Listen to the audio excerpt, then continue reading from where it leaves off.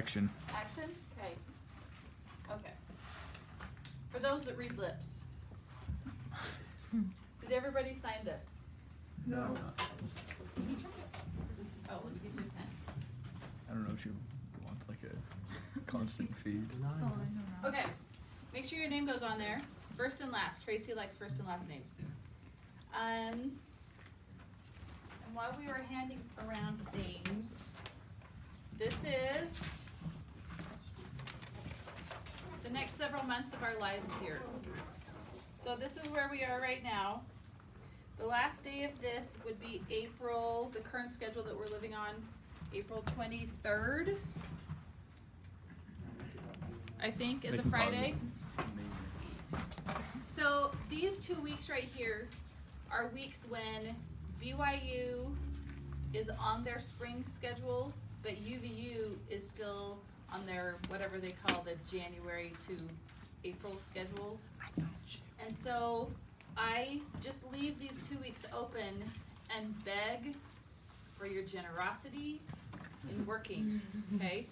So some of you are like, well, I'm gonna be out of town. That's okay, because nobody is on the schedule during these 2 weeks. You're just coming because you love us, okay?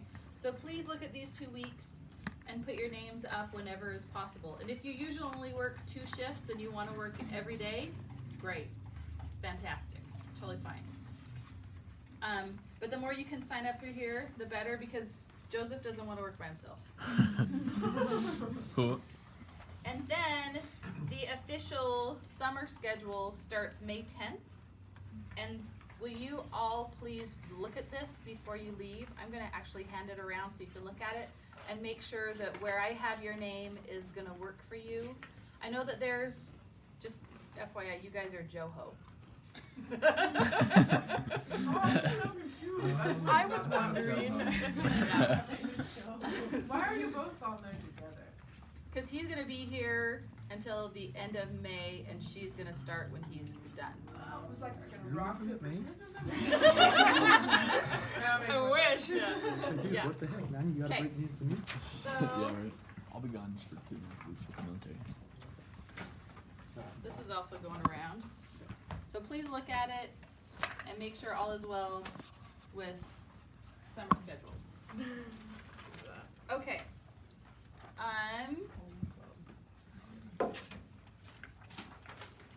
Let's pretend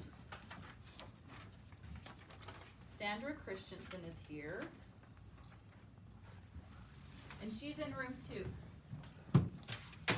Do we know where she is? Yes. No. Oh. I don't know where she is. If you just walk into the office, none of us know where she is, right? But if Sandra Christensen is here and she's in room 2, do we know where she is? Yeah. Yes. We know where she is, okay? So if someone is in a room, their chart needs to be on the door, even if it's on the other side, okay? Not right there. It needs to be on the door, okay? Karen, I have a question. Yes. What about if they're doing exercises? Can we bring out the Good clipboard? question. I was just about to address that. Okay, so Sandra Christensen is not a good example because she doesn't do exercise, but let's pretend she does, okay? Let's pretend she has 15 exercises she is gonna do, okay? So, hopefully, her chart is still here, okay? And so, if you are helping her, maybe you have 2 or 3 exercises that you know that she's gonna do next, and you're gonna help her through those, and she's gonna be on the bike for a second, so you're gonna come here and you're gonna look at what she's gonna do next, and then you're gonna help her with the next one, and while she's on the total gym, you're gonna come over here, and you're gonna see the next 3, and you're gonna help her with the next 3, sort of a thing, okay? Because if you were to go to a doctor's office, would you want everybody to have access to your first and last name, to your social security number, to the date of your injury, to your doctor, to your phone number? No. And so when this is sitting right here, anybody that walks by can have that information, okay? So it's very important that we keep these to some degree private, okay? Now granted, someone walking by if Joe Schmo is walking by and he sees that, he can see it, but if he's like, you're gonna get suspicious, right? And he's gonna know that. But if it's right here, and he's here, nobody's gonna be suspicious about that, right? Because you don't know for sure what he's looking at. So please, and if let's say they're in the gym, they started out in the gym. So Sandra Christian is now a gym.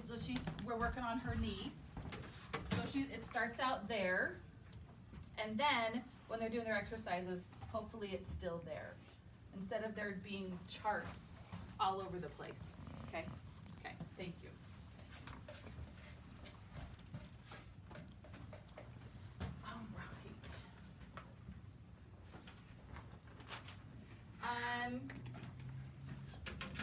With summer starting, we wanted to just reiterate the dress code. Now, Saturdays don't matter. Like, the rule is we're glad that you have clothes on. But Here, here. Monday through Friday, no shorts. Capris are fine. Guys, if you want to sport some capris, I totally salute that. But no shorts, no hats, and no leggings for the ladies, okay? So a sweatpant is totally fine, but leggings are tight. And we don't want to see stuff that leggings can show, okay? So no leggings for the ladies. What about leggings for the guys? Leggings for the guys are also no-go. So just no leggings. No leggings, no shorts, no hats, either gender, okay? But anybody can wear capris, okay? Okay, a question about masks was asked. So how are we gonna handle that?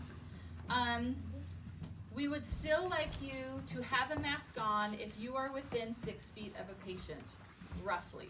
Now, if you are on the bike with somebody and you are cranking out 3, 5, and 8, take that mask off. Please breathe. I'd like people to be able to breathe, okay? So, but that being said, if you are next to a person and you're doing a massage, we would like you to have the mask on, okay? So masks most of the time, unless you're not by people, yeah. What about when patients ask if they should have masks? Patients are gonna be allowed to do whatever they want. So whether a person can come in, no mask, and start kissing people, that's fine. Oh. Yeah, that's their choice, yeah. Yeah, so it's their, okay, whether, if they don't wanna wear a mask, it's totally fine, okay? I guess they can't kiss people, they can lick all the doorknobs they want to. Okay. Great. So yeah, I'll let them know. so Susan and Kelly may just stop wearing them because they're really not that close to people ever, which is totally fine. If you're hanging out in the kitchen and there's a couple of you in there, it's not a big deal if you have a mask on. But if you are close to a patient, probably just so they feel more comfortable, it's good to have one on, okay? Okay.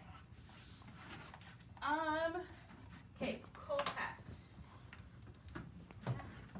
What did I say to treat them like? An 80-year-old woman with a broken leg. Please treat them like an 80-year-old woman with a broken leg. Be so kind and gentle with our with our ice packs. Let me go grab. Let me go grab.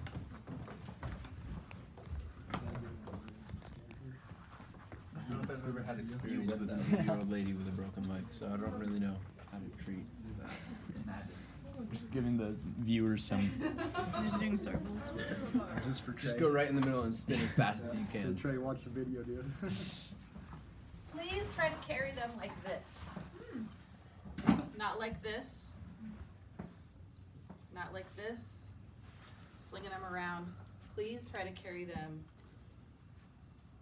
like this, okay? Because the more they're hauled around like this, the quicker they're gonna start to fold on the inside, and y'all have felt an ice pack that's folded, it's obnoxious, okay? So the more you can keep it flat, the better. So do try to hold it like this, and when you take it off of somebody and you're gonna be busy for a minute, again, try to set it down flat to go do something before you come back to it and put it away, okay?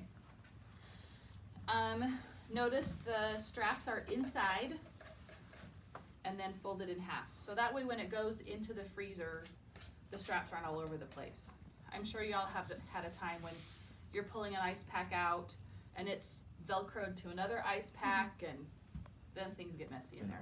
Okay, so do try to keep them like this as much as possible. We do have one where the ice pack, the gel inside is ripped, and so it doesn't go totally flat. So get it as flat as you can, but again, the gentler we are with those ice packs, the longer they're gonna last. The more we sling them around, the quicker they're gonna rip and wear out, okay? I took a picture of what the freezer looks like right now. It looks really nice. So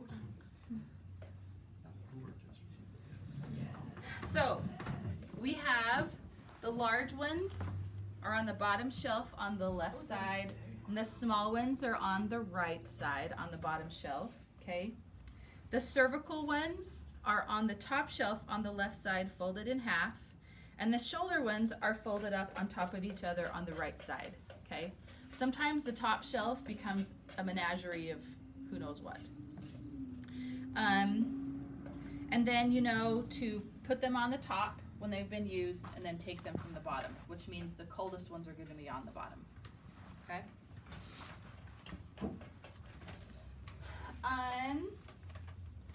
When we are not busy and there's a person in the gym exercising, please make sure somebody is in the gym exercising with that person. There are times when we are super, super busy and there isn't anybody to do exercises with the person. But if there is somebody hanging out in the office or hanging out in the kitchen and there's somebody exercising alone, we don't really love that. So please, please, please, if you can, try to exercise with people. We love it when you exercise with people. It makes people feel like it's not quite so weird, quite so awkward.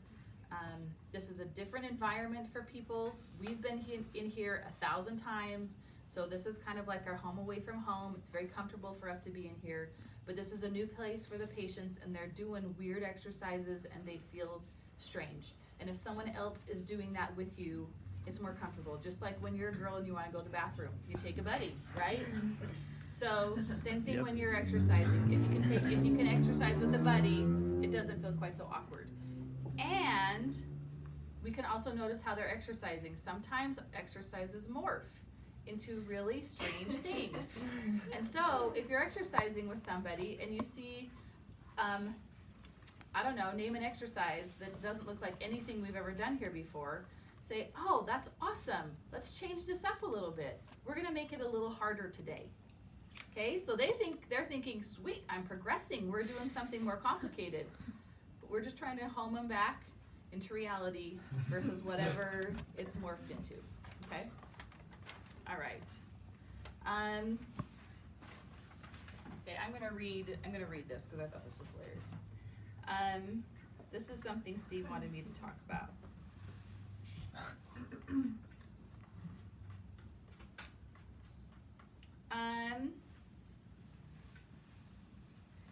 We have a few that are not quite getting the subjective wording up to snuff.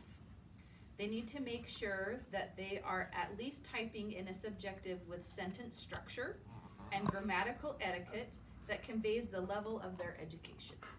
Okay? So, All right. Love that.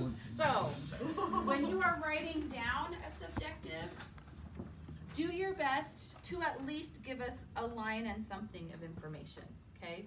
So like writing down same doesn't quite make it a line and extra, okay? Or even feels the same. Again, let's give us a little bit more. Ask, what are you still having a hard time with?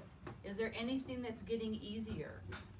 When was the last time that it hurt the worst? Or what were you doing when it was bothering you the most? So you just have a little more text to fill in there instead of just, it's the same. Or patient notes a little improvement. What's improving? What feels better? What is still hard? There's simple questions to ask there to give you a little more information to fill in there. And then when you're typing it in, perhaps you don't have world's best subjective to put in there. Please at least make sure there's a subject, and a verb and a period and a capital letter at the beginning of the sentence. I know, it's complicated, but please make it a full sentence. So if you could write in full sentences, that would make things easier for the people that are typing it in, okay? So do try to have those magical things from English 101 in your sentence, okay? Okay.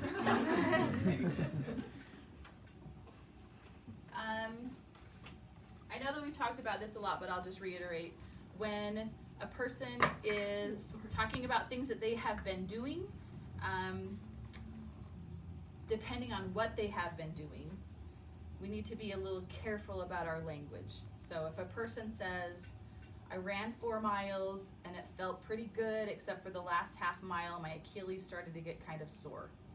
Not the greatest thing to write for a subjective, because an insurance agent is going to look at that and say, well, I can't run a mile. Why is that person going to therapy? And they're going to stop paying for their visits. So you may want to write, patient reports that while they were doing their home exercise program, it got a little sore towards the end of the exercise program. But then once they finished their exercises, they felt a lot better, or something like that. Okay. So either talk about doing increased activity or doing their home exercise program. That really sounds good to the insurance program because they're like, sweet, they're doing their exercises not only at therapy but also at home. What a stellar patient.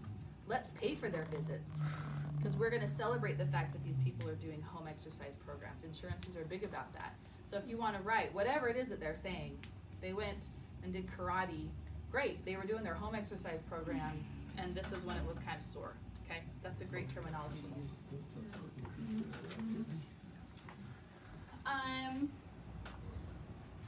I haven't cleared this for Steve, so hope you're okay with it. I've noticed that some exercises are getting also interesting when we're teaching them. Not exactly what we think when I ask for an exercise, what I happen to see in the gym isn't necessarily what I envisioned in my head. And so if you don't know the exercise that we ask for, even if it's something like a 3D lunge, how do we do that again? I would like either me or Steve or Sam to teach you that exercise. Don't go ask another aide, okay? I think that's gonna hone us back to where we need to be exercise-wise. Because if I teach, it's the telephone game, right? If I teach you and you teach them and they teach someone else, then sometimes whatever is happening here isn't what I started out saying. So let's go back to the originator. And if you aren't sure, if you don't like have that exercise honed in, say, can you give me a refresher on that? And I'm happy to teach you that exercise. I'm sure Steve will be happy to teach that exercise. Let's say even I'm working on a patient and I ask for 2 new exercises and you're like, I don't know either of those. My response, I'm hoping, will be, let me finish with this person. I'll come show you. Have them get started on their other exercises and I'll come show you those 2 new exercises before I go work on the next person that I'm going to go work on. So that way we still stay really consistent with our exercises. Okay? I actually have a question about the 3D lunge. I've been seeing people like do more of a squat on the second one. So like they do the lunge and then they like go like this and then they do the back one. But when I was taught, I thought it was more like you go out to the side and you make it more of a lunge. Can you? This is a good question on either. I am okay with either of those things happening. So whether that is happening like this or whether that is happening like this, I'm okay with either of those. Steve, do you have an opinion? Okay, you'll share that with us later. Okay. Okay. Usually when we're starting out with a 3D lunge, we are asking someone who doesn't have very strong quads, glutes, hamstrings, whatever, to do that exercise. And so for them to have weight a little more 50-50 and a little more 50-50 is easier for that person versus going full weight bearing and doing a squat out there. So for starters, maybe this is our best option. And if that person is like, man, this is killing my leg, then we can say, oh, well, how about if we go a little bit more centered with how you're doing that squat? Okay. Got it. So that would be my first answer to that. Is let's go even, unless this person is very progressed and we wanna really challenge that leg. Other questions? Okay, does anybody have any question about any exercise? Oh, any question, not yes. Exercises. What? Okay, a couple things. One, Okay. can we talk about heat packs and making sure they like get put away? Because I've noticed more like heat packs just like sitting out Sure. and not being put away immediately. Sure. So a hot pack has to stay hot, and if it's just sitting out, it's not going to get warm. Now, granted, sometimes you have 3 hot packs to put away, and you put away 2 of them, and you forget to do the third. And so if you ever walk up to this table and you feel that a hot pack is still sitting there, make sure it gets put away. Or if you just took heat off of somebody and you want to go straight to that sound of massage, give it to somebody and say, will you put this away for me? Don't just stick it on the table and assume somebody's going to walk up and put it away, okay? The only person who's allowed to do that is me. And I only do that when I take it off of Sandra and I just stick it outside the door because she's not clothed in there, and I don't want to I want to open the door as few times as possible, so I just get rid of the heat pack and hope that somebody will come and put them away, okay? Other than that, take it off the person and get them put away. Does everybody understand the white and brown tab system? I don't. Okay, let's talk about it over here. Excellent. Okay, we have a bottom white and the top 3 are brown. So this is the nope, I lied. Nope, that's, They're all brown. oh, I saw this. Ah. Let's make it like it's that. Fingers of steel. Ow. Okay, so you want to go from the bottom up color-wise, but the first time you hit a change in color, that's your hottest one, okay? So the white one actually should have been the last one put in. This bottom one that's of the same color, how would you describe that? How about if you start from the top? Let's do this, let's say this. Start from the top and see whatever color that is. Go down as far as you can, and that's your hottest one. So we're gonna start from the top, which is brown. We're gonna go down, and this is our last brown. So that's our hottest one, okay? So I'm gonna take it out, and I'm gonna use it. So let's say now you arrive to this situation. So you're gonna start at the top, work your way down. This is your hottest one, okay? When I come to put it away, I'm gonna put it away from the bottom up. So I'm putting, the bottom one is white. So I'm going to put in another white to stay the same color, okay? Is that making sense? Yes. We're good? Good. So if you come and they're all the same color, you're gonna start at the top, it's brown, you're gonna work clear to the bottom. That very first one is that same color, so that's the one you're gonna use. Good Okay? to go. Okay. Other question? You had 2 questions. I had another one. Okay. Okay, so ultrasound. Yes. This comes one time Steve was doing an ultrasound and then I switched him and the patient was like, how hard should you be pushing like with ultrasound? Because Steve was pushing harder than I was. And I was like, how hard should we push with ultrasound? You just need to maintain contact. Okay. Thanks. So it doesn't make it any more effective if you are pushing hard than if you are not, as long as that head is in contact with the skin of the person. Okay. Does that make sense? Yep. Sometimes, I'll admit, I'm the same way. I tend to push a little bit while I'm doing ultrasound, and I think that's just my massage nature. That I just want to kind of get into that tissue a little bit, but it's ultrasound-wise, it's not doing a dang thing. Okay? It's Great. more important that you just maintain contact with the head and the skin. Okay? Yes? When are we using these hats? Only when you're doing something super, super small. So a finger. I'm trying to think if I've used it on a hand. Use it on the bottom of someone's foot and either toe. Yes, on the bottom of someone's foot. Right now, Amy Sorensen is coming in. We're working on her toe. So that could be a person that it might be used on. Perhaps if you were doing something very specific right around the elbow, but still I'd probably want more of that to be happening down into the meat of the muscle, not necessarily right on that epicondyle. Yeah, just small areas is when we want to use that teeny tiny one. I didn't know we had it. It just like arrived somewhere. Yeah. Yeah. When it gets achy on somebody and like more gel doesn't go, what type of megahertz do we want to use and like how far down? Just keep going down on the frequency. So, okay, great question. So you're using the ultrasound on somebody and it's getting achy. So your first line of defense is to put more gel on it. Doesn't help. So then you're going to turn it from 1.5 down to 1.2. That still doesn't help. Then you're going to change it from 1 megahertz to 3 megahertz. Still doesn't help. Be done. Because it's not intended to be hurting.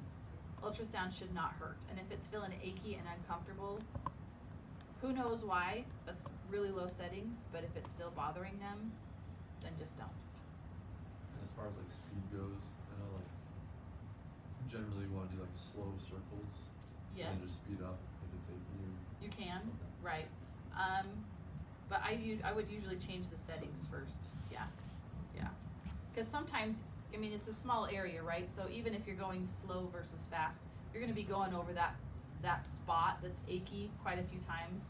And the reason why it's getting achy most likely is because the deeper tissues are vibrating and they don't like it. So if that's the case, we don't necessarily need to vibrate their bones. So we can just turn it off because we don't want them to hurt from that. We don't want to cook them, because you kind of are. So yeah. Yeah, which is why you never want to do this kind of an ultrasound like on top of a pregnant woman's belly. You're kind of heating up the baby. You don't want to do that. No. Nope. Don't want to do that. Other questions? Okay. We go through a couple of exercises before we take off. Does anybody have an exercise that they're like, I asked somebody about this the other day, I'm not quite sure about it. Okay. I saw, let's review really quick a QL stretch because people have been confused about that. So, can I have your chair? Yes. Thanks. So, sorry. So I'm gonna rotate as far as I can, and then I'm gonna reach over the top. And that's gonna stretch my left QL, okay? It's important that the rotation and the reach be as far as they can get. You want your head straight forward, or do you want it like the same? Like you want to be looking forward or to the side, or does it matter? I can't feel a difference. Okay. Okay. Okay. And then the lat stretch. The hand that you are holding on with needs to be the same leg that is back. So if I'm holding on with my right hand, my right leg needs to be the same leg that is back. And then I'm gonna look underneath and I'm gonna look away. So I'm gonna hold it about 20 seconds here. I'm gonna hold about 20 seconds here, or 30 seconds here, or 30 seconds here, or something like that. Not this. I've seen this. I've seen this. This is what I want to see. So ideally, their body is parallel to the floor. Huh? Seeing that? I've seen that. Okay. Cervical matrix. I'd like to go over that one too. Yeah? Okay. So, the idea of this exercise is to try to get the body to move under the head versus having the head move over the body. A lot of times you'll have people that have neck pain, and when they're like, every time I do this, it hurts. So their body has been trained that when their head moves on their body, it's painful. So we're going to trick them And we're gonna move the body under the head so they can get some motion and it doesn't hurt quite so bad, okay? So their hand goes against something stationary and their head is staring, their eyes are staring at their hand, okay? So that's keeping my head pretty stationary. It's my arm that's gonna be moving. So I'm gonna be swinging my left arm first. Sorry, I gotta get that, I'm seeing it, it's bugging me. Okay, so as I move my arm forward, I'm gonna bring my head down, and can you see how I've looked down? Okay. Oh, whoa. Oh my. So my neck is currently in flexion, even though I don't feel like it is. And now my neck is in extension. Whoa. Oh, that is brilliant. Crazy, huh? So here comes some flexion and extension, and their neck is thinking, this doesn't feel so bad, because I'm not doing anything. But it is. Okay? I know. Okay, now we're gonna even our feet out, and we're gonna do the frontal plane. Oh. So, Oh. I know. So we're gonna get some side bending here, and that person's like, this is fine, because I'm not moving my head, but they are. Okay. Great. Now we're gonna do rotation. So I'm gonna reach around, Oh. and I'm gonna reach around. Oh, see? Oh, I know. Rotation again is happening, and they don't know what's happening. So we're getting motion through that cervical spine, but instead of moving the head on the body, we're moving the body under the head. And we get some motion going, and we fake them into being like, oh, wow, that kind of loosens me up. That feels better. I know with the round the clock wants momentum with it. Mhm. Same thing. Is this like a precursor to that? Ideally, some momentums. Showing your It's videography very skills. possible that their neck is really, really sore, and they can't really get into those end ranges, and so that might be all that's happening, which is fine. However, chances are, I'm not gonna have somebody do the cervical matrix if their neck is that mad. So momentum should be fine. Are we spurring on any exercises anybody wants to ask about? Okay. Let me look at a couple.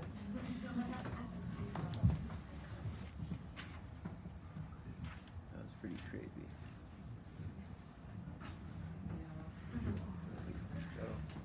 This might, dude. Not yet, but I should be. Appreciate that. You're kind of videographer for your wedding. I can make it happen. I have approximately 32 minutes and 53 seconds of training. It's amazing. It's pretty good. It's shaky, but it feels more natural that way.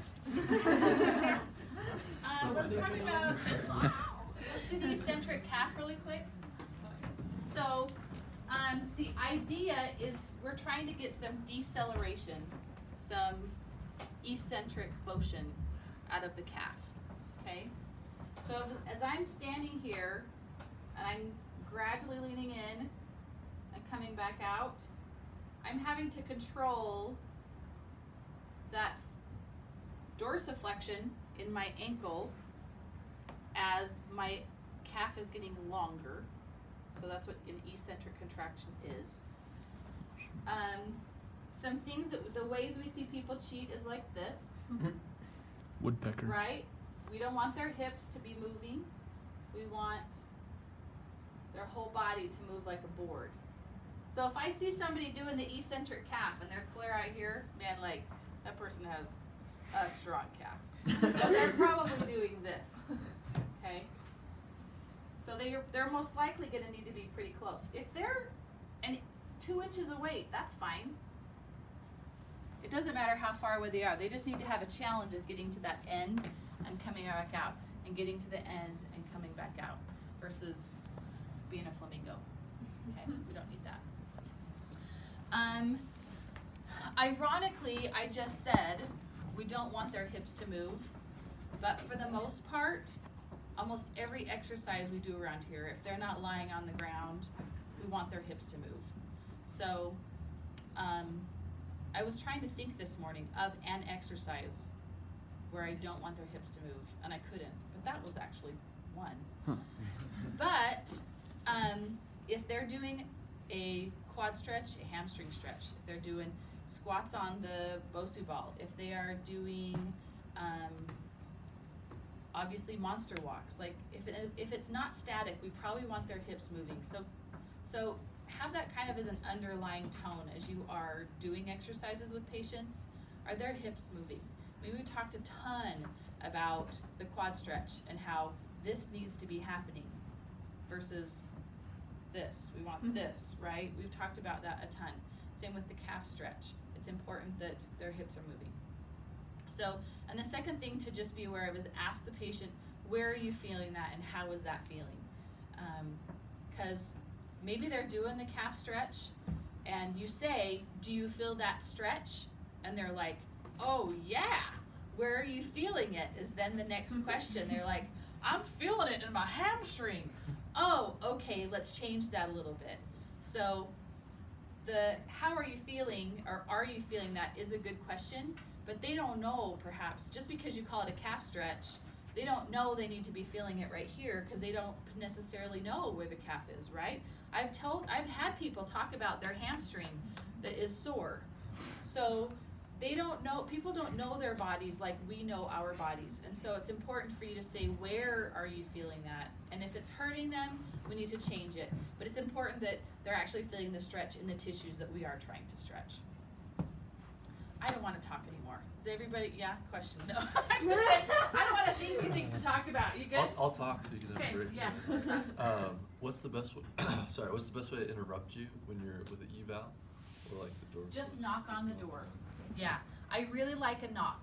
So let's say I'm in there doing an eval. If you can just knock a little bit and slightly open the door, then I'm very comfortable with being interrupted.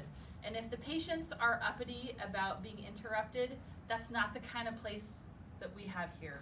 We have a very casual, friendly, optimistic sort of a place, and we're just all in it together trying to help people get better. And so we get interrupted a ton, right? And that's fine. So just knock a little bit on the door and then slightly come inside, and that's totally fine with me.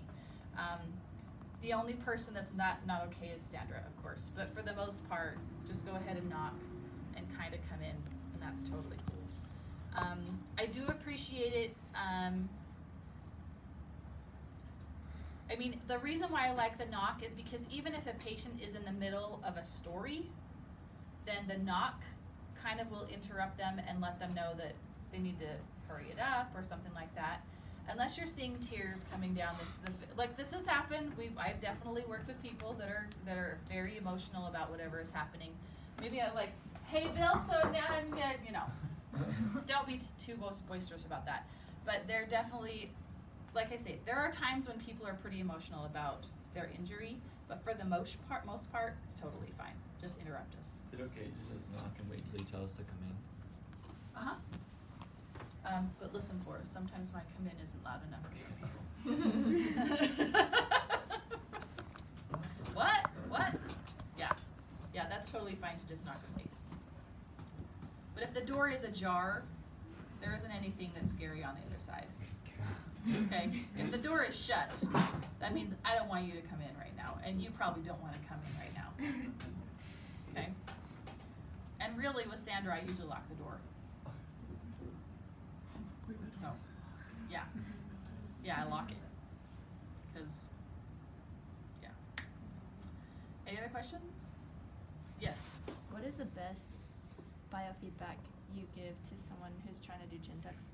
So I've been trying, like, there have been times where I've worked with patients that they just go like this. Okay. And despite telling them, like, the back of your head, and if I put my hand there and tell them to squish my hand, they can do it. And once I take my hand off, they just go back to this. So I might have them do it against a wall, have them stand back against the wall and have them squish their head against the wall back there. So they might get used to it like that. I will tell people to pretend like they're avoiding a kiss. Usually that's a pretty instinctive sort of a thing for them to do. You know what I mean? Nobody avoids a kiss like this. Nobody does that. Swerve. Wow. Look at this. Got him. Right. So that's a verbal cue that I'll give people, but a tactile cue is meaning something they can take home with them. I'll have them stand against a wall and just bring their head against the wall.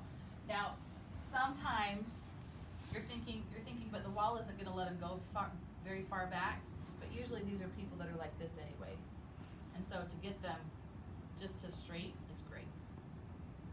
Okay, have you tried that? Is that? Yeah, they just, I mean, I've had them do it on the wall and they still just go, oh man, touch the wall at the top. So they still do this? Do you try to teach them to tuck their chin? Like that? Still no go? Yeah. Have you tried telling them to avoid a kiss? No. Okay, give that a try. See if it works. Because really, when you say that to somebody, avoid a kiss, that's what everybody does. So give that a try. Good question. Anything else? And if you're totally unsuccessful, be like, yeah, we gotta get a PT. And then maybe we'll fail too. Who knows? Good? Yes. Joe and I were working with some guy this last week, and we were doing hamstring reaches, and he just couldn't feel his hamstring Okay. at all. Okay. Oh yeah. So we ended up just gonna have him like him do a hamstring first. Was it Matt? It was Rich. Oh, gotcha. Was Richard. it his unaffected side or his affected side that he couldn't feel it? Both. You couldn't feel it on either. We only tried it on his left, I guess. We only had him try to reach across to his left side with his left leg straight. He was trying to do this one. Okay. So And it was his left leg that was hurt, and he was here, and you were having him do this, and he couldn't get there. Correct. Did he have his toe down? Yeah, at one point, Yes. He did have his toe down, and he still couldn't feel Right. it. I think And- it was more kind of not as far back as you were doing, more off to the side. But it was back still, it was behind here. you. Yeah. And so this is what he was trying to do. Yeah. Try to get it back there, see if that will, so they're trying to get their body weight forward over that hamstring so it has to grab and then bring them back home. Mhm. If their foot is out here, they're not gonna feel as comfortable reaching forward because that's not gonna balance them out. Right. So if that foot is back, then they can reach farther forward.